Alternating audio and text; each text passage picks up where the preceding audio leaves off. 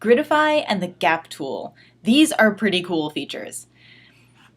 I don't know when they were added to InDesign, but they are here now. It works with any shape of frame, shape, or text boxes. What it does is when you click and drag to make a shape, if before you let go of the mouse, if you use the arrow keys, it will create a grid for you.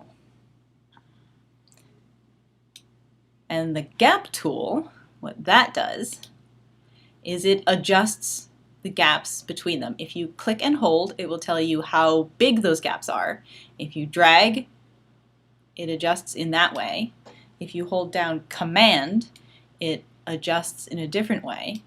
If you hold Option, it adjusts in a different way. And if you hold Shift, it will adjust in yet a different way. So this also, as I said, it also works with any shape of frame.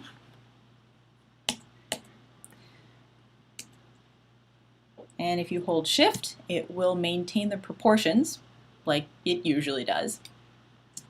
Now this also leads into my next slide, which is placing multiple images at the same time.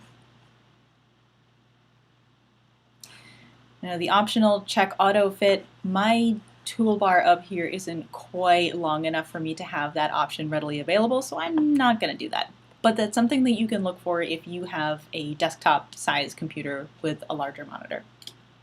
So placing a number of images at the same time. Command D is a shortcut to place images. And I am going to choose a bunch of images here. Because I've chosen more than one, I get a loaded cursor, and that little icon of the picture has a number in parentheses next to it. That tells me how many images I have loaded, and the left and right arrow keys will allow me to scroll through all of those images. And if I decide that I don't want one, I can hit Escape, and it will be discarded.